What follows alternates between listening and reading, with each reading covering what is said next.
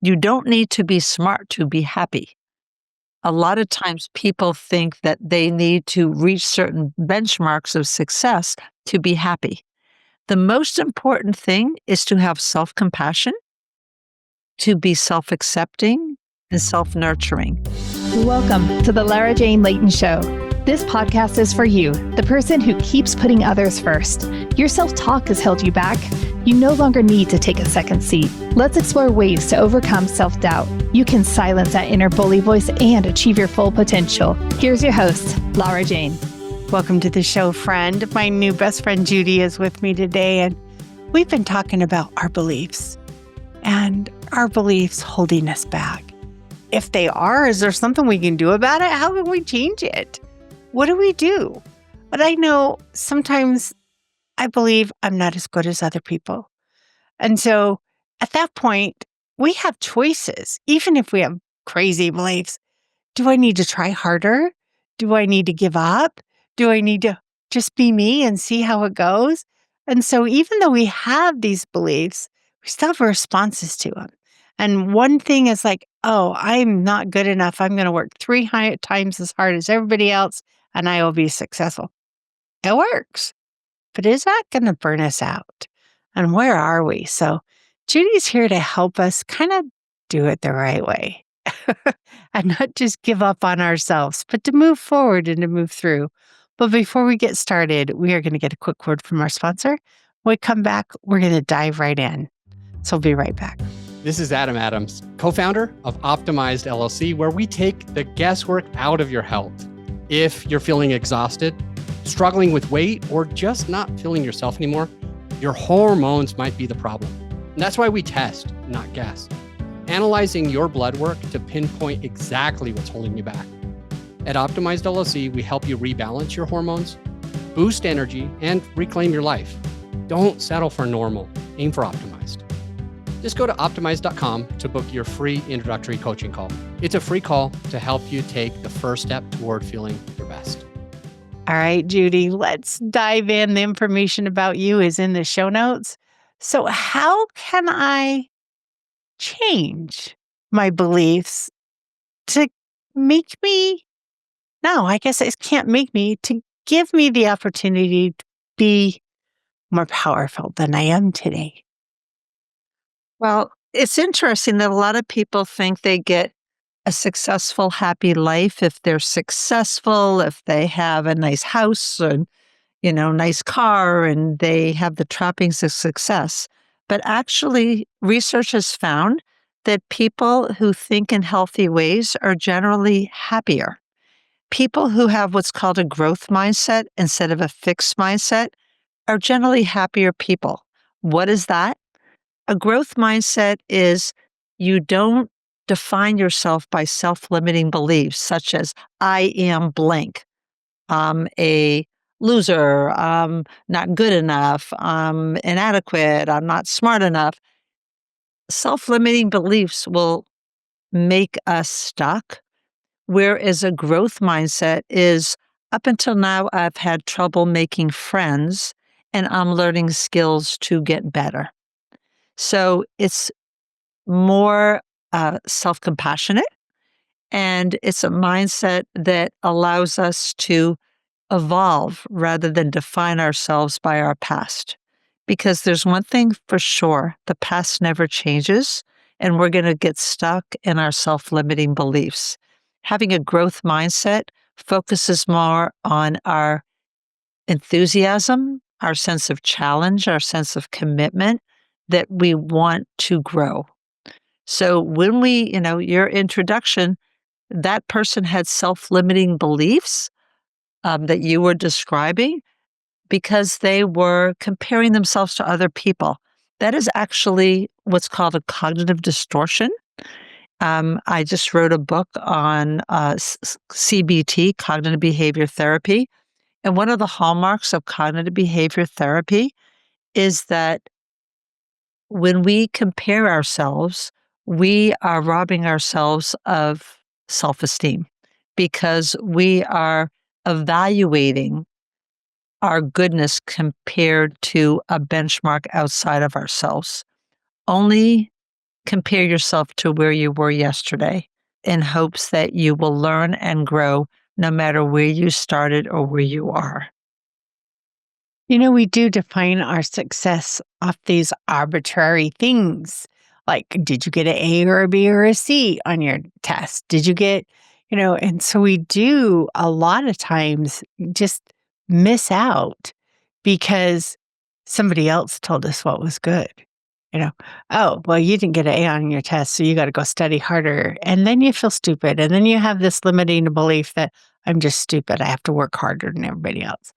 So as we learn to have that growth mindset and go, yesterday I didn't feel smart, but I have the capability to learn and give yourself that freedom to move forward instead of holding you back. And so how can we do that and really feel it? Like if I was to say, today I'm going to be healthier than yesterday. Well, I don't even know how to measure that. What do we do? Where's that middle ground? So, what CBT does, cognitive behavior therapy, it has a lot of very active approaches to how to actually dissect your thoughts using thought logs, using worksheets, disputing beliefs so that you can actually feel better. So I'll give you an example just from what you had said. Um, the way a lot of people think that, I'm not smart enough and I blew it or whatever, it's all or nothing thinking. All or nothing thinking is another example of cognitive distortion. When you call yourself stupid, that's a cognitive distortion. So just identifying your cognitive distortions, I call it thought catching. You catch your thoughts because so many times people believe them because maybe that's what they were told when they were growing up by well-meaning people who didn't know any better. So a lot of times we define ourselves by absolutes. I'm stupid versus I'm having a hard time at this, or I'm not as talented as this as I would like. One is a temporary specific, and the other is labeling. Labeling is another example of a cognitive distortion. So, how do you actually harness the thought and change it? You write down your thought that's disturbing you, such as, I feel so stupid, something like that. Write down, I feel stupid. What kind of distortion, type of distortion, labeling, all or nothing thinking, and then replacing it with a healthier, more temporary thought. In this case, would be, I don't feel like as proud of myself right now, and I am going to work harder to accept myself. Because there's a lot of very smart people who are very depressed. You don't need to be smart to be happy. A lot of times people think that they need to reach certain benchmarks of success to be happy. The most important thing is to have self-compassion, to be self-accepting and self-nurturing. And we often talk to ourselves in ways that we would never talk to anybody else. And that propels very negative self-limiting beliefs. So how do we catch ourselves and change it up? Um, do we practice in private? What's the best way to start identifying, hey, this sounded limiting, and then switching it? How do I know how to switch it? First thing to recognize that your thoughts often create your feelings. I'm not saying that there isn't something that is actually true about, some biochemical predisposition to depression, for example, but it gets exacerbated by our thoughts.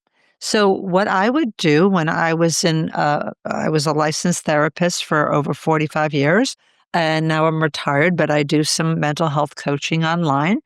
What I do is if someone said I felt really bad about myself, I felt down, I felt stupid, whatever they present, I said, first thing I would ask them is, what were your thoughts? Because you can't change your feeling. You can't change feeling depressed, but you can change the thoughts that create the depression. Then my client would say, for example, I was so mad at myself because I blew the meeting. I blew it at the meeting. I sounded so stupid. So I would say, is that a fact or is that fiction? Is that stories you're telling yourself? So we would write it down. I would have a sheet in front of me, between me and the client, usually in my office, and I would write down just stream of conscious to whatever that person was saying. And then I say, okay, now let's look at those beliefs. How many of these are rational and how many of these are irrational? And lo and behold, almost everything they said to themselves was really kooky, but they didn't know it. And that's called ants, automatic negative thoughts. They're so automatic, we don't even know. They're just like a knee jerk reaction. So you start dissecting the thoughts, such as, I blew the meeting. Okay. Well, is that all or nothing thinking? Is that over catastrophizing? Did you disappear? Did the meeting blow up? No, you didn't like how you came across. So I am concerned I didn't come across as well as I would like. Is that going to cause you to be depressed? No. Maybe it would cause you to be concerned, but it'll give you power to change it.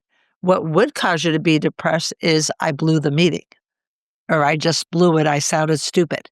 So the quality of your thoughts determine the quality of your feelings that determine the quality of your behavior and your life.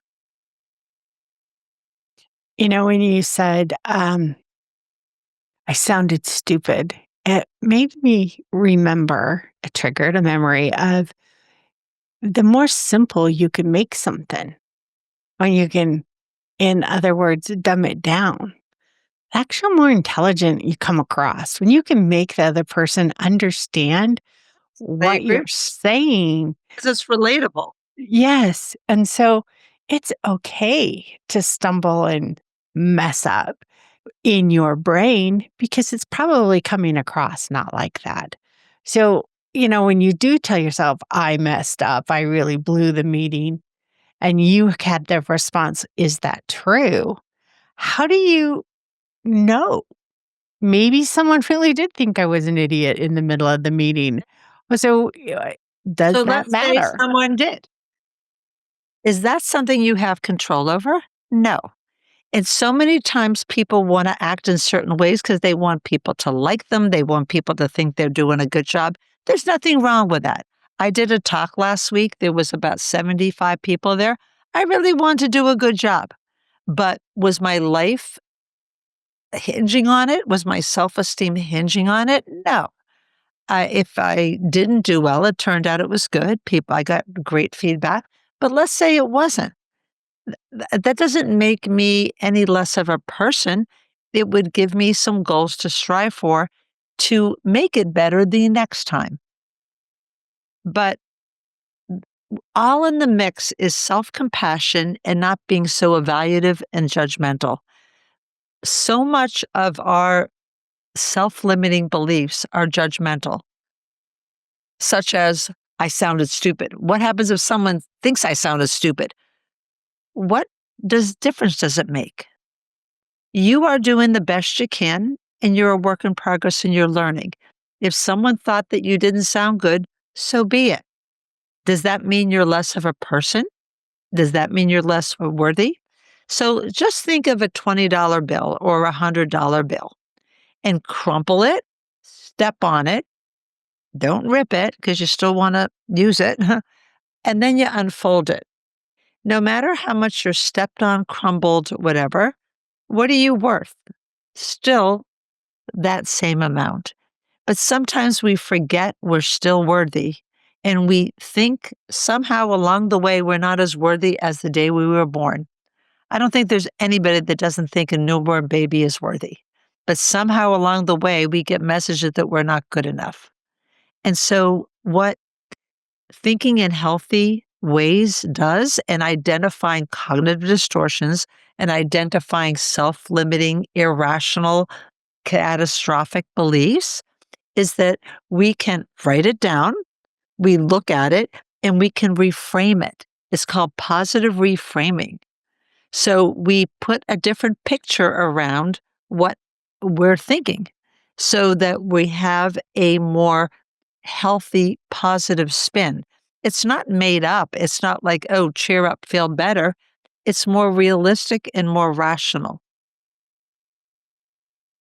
Okay. So by doing this, I can become more rational. Uh, Sometimes emotions get way so stuck in the way. Like sometimes my emotions don't want to turn off, and I can do all the rational thinking I want. And that negative thought still keeps coming back. Like, oh, that the CEO walked by and just didn't even look my way. He must hate me. He must be avoiding me. He must, and Right. all he did was in a So hurry, that, you know? the other cognitive distortions that would be is jumping to conclusions. You're jumping to conclusions that that person must hate me. Maybe I said something wrong. So the reason why you feel bad is because you feed yourself all these nutty thoughts. They're called ants, automatic negative thoughts, or nuts, negative unconscious thoughts. And it's so automatic, we don't even know we're doing it. And we don't realize that they need to be challenged. So it's like an ABC. A is the act where the person at work walks by you. C is the consequence. It's the quality of your beliefs that are going to determine the quality of your feelings. I can't emphasize enough how important it is to know what you're thinking and to have control. You can't say, cheer up, feel better, don't be upset. That doesn't work. But what does work is, what am I thinking that's leading me to feel so unsure of myself? That is going to be the key. So, what am I thinking right now that is, it's just that self reflection? That's what is it that is bringing my thoughts down? What is it making me? What am I thinking? Because I'm choosing those thoughts, right? That's internally causing me to not even like myself. How do I start being nicer to me? Just changing not my So, thoughts, but my beliefs. well, the thoughts and beliefs are the same. Um, you could dig down to the core. That's an example of a CBT technique where I'm afraid of sounding stupid at a meeting. Maybe they don't like me. Maybe I did something wrong and he's ignoring me. All these things are surface kind of beliefs or thoughts. And then you say to yourself, okay, if that was true, what would that mean to me? That would mean that people don't like me. Okay, I'm just giving an example. If that was true, so you keep on digging down to the core, because if we have irrational beliefs that interfere with our sense of well being, there's usually like one or two basic core beliefs that all these irrational thoughts spring from. So you want to address the core belief. Okay. So if that was true, that he was really ignoring me, what would that mean? It would mean that he wishes that I was a better worker, engineer, whatever, whatever my role is. If that was true, what would it mean? It would mean that I'm not a good employee. If that was true, what would that mean? It would mean that I'm a loser. So that deep down belief that I'm a loser is what propels people to have negative spins on their interpretations. And so challenging that core belief will be very important. Who says I'm a loser? What's the evidence? Always ask yourself, what's the evidence? Because we have an emotional language that is, I liken it to pig Latin. It's not really a healthy language, it's a dumb language. And that dumb language is making you feel like you are unworthy and you're not enough. So, as we say, is this really true? And we dial down to that core underlining belief that I'm unlikable. Nobody likes me. Sometimes I just want to say, so what? What does, like what you were saying, what does that mean? Well, I'll go home alone. Don't you already? I mean, you might have family, you might have friends, but life is what it is. And how do I turn those nobody likes me into it's okay because I Well, like me. then you identify the cognitive distortion. Nobody likes me? Does that mean you have not one family member that might not like you? When people talk in absolutes, it's silly and it's very undermining of their self esteem. So I would challenge the premise that, quote, nobody likes me because you are using all or nothing thinking. A lot of times people have thinking habits, they don't even realize how irrational it is. If someone says, I can't stand it, well, guess what? That's not true because we all can stand what we don't like. But a lot of times we get very dramatic. So, how would you rephrase it? Constantly rephrase. I can't stand it. It's really difficult for me to be faced with this. So it's really difficult for me to be faced with this. Is the step down from I can't stand it? That's the next step. Well, it's not the step down. That is the rational alternative. If you're a thought Okay. detector, I use a magnifying glass. Like when I had this talk last week, I gave everybody a magnifying glass, little toy magnifying glass. And this was their trigger metaphor for identifying irrational beliefs. So if you say things like, can't stand it, um, is that rational or not? No, it's not. Use that magnifying glass. What is a more rational way to say it? Okay. Okay. Is not, I can't stand it. It's hard for me to stand it. I remember I had a client once who would talk about, my ex is terrible. I hate him, talking in these absolutes. And I talked to her about cognitive distortions. I said, there are some things that are terrible in life. I mean, he wasn't abusive, she just was upset with him. So I taught her the words of, it's unfortunate, it's difficult, but it gave her power back rather than giving him power. And she came in the next week and she says, I had very unfortunate situations this week. Oh, I love that word because she was catching herself from the all or nothing. I can't stand it. I hate it. I hate my ex. He's such a jerk, whatever, labeling. Well, she was a victim of that mentality. Once she took control back, she didn't allow those ants, those automatic negative thoughts, to rob her of her ability to think clearly. And she was so much more empowered and she felt so much better. I have that book. It's a kid's book and it's called I Have Ants in My Head. And it is all about the negative thoughts. I And never heard that. I'll have to look it up. and it's one that it simplifies it. Why did read this great big huge book when I can read a picture book for kids and it's just makes it so simple that you can't deny it.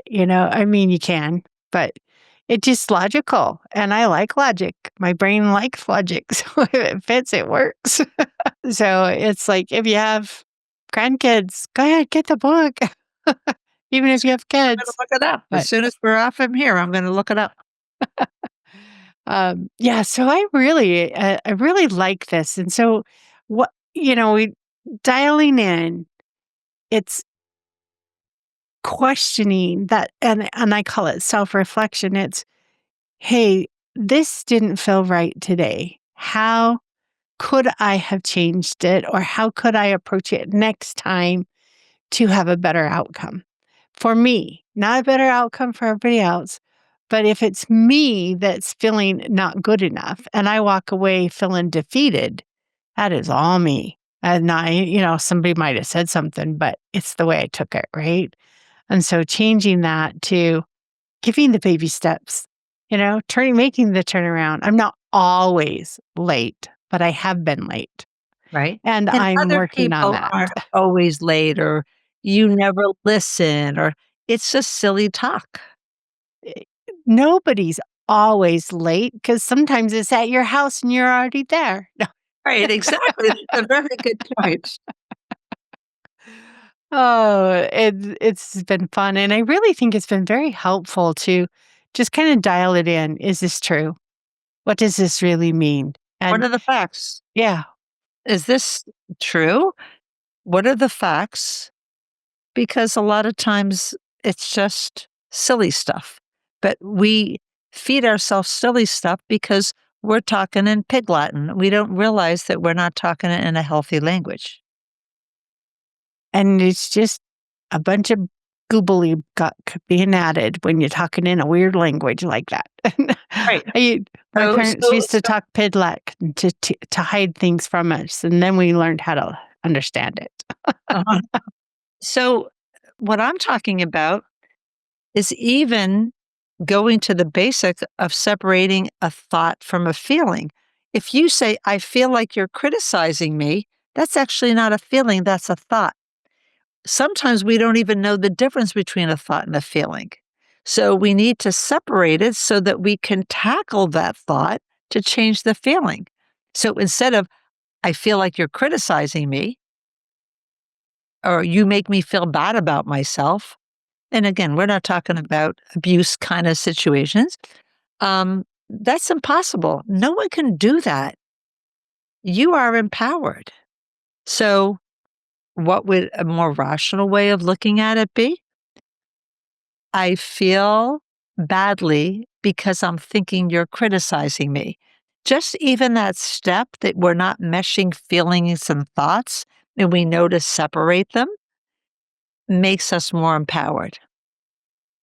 And then we can be more assertive with other people because we can express ourselves and take responsibility instead of you make me so mad, which is kind of impossible. You triggered my mad button. If someone says he triggers me, that's just silly talk. No one does that. You have the buttons to push. I was triggered when he said that. That's descriptive. That would be okay. Oh, that's a good point because nobody else can touch that button, huh? It's Exactly. my button. You can't put anybody else in the driver's seat unless you give them the keys. Just don't give them the keys. They Okay, don't have to drive you crazy. Don't give them the keys. They're not gonna drive you anywhere. good point. Keep your keys in a safe spot. Exactly. Keep your keys in your purse or your pocket. Anybody else, they don't deserve it. Oh, Judith, you are amazing. And sorry, I guess I called you Judith instead of Judy. Okay, both works for me. It's been really fun to chat with you and to kind of, it's so fun to simplify. When we're all tied up in our emotions, it gets convoluted and it seems so hard. But when you get out into the rational mind and just simplify it, it's like, oh, I could do this. Yep, exactly. So, You don't have Judith, to go down a rabbit hole.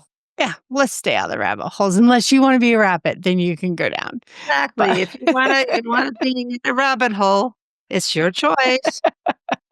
Not gonna meet you in there, that's for sure. why don't you tell us a little bit about you? I know you kind of have a little bit, but let's just really hit that. Who is Judy? What does she do? And why is she talking to me today? Oh, that's a very good question. I was a therapist for about 45 years, and I'm retired now, although I do some mental health coaching online. I do some speaking on workplace wellness or mental health and wellness topics, much more so before COVID. And I love doing things like this podcast. And I am a mental health author. I've written 11 books, and my last book was out in January of 2025. And it's 110 CBT tips and tools, where I've basically consolidated a lot of what I have learned in my long career, um, both in teaching other professionals through continuing ed to other therapists, and also just all the books that I have written. I've sort of put them together in this very comprehensive book. And I love trying to help people get out of their own way.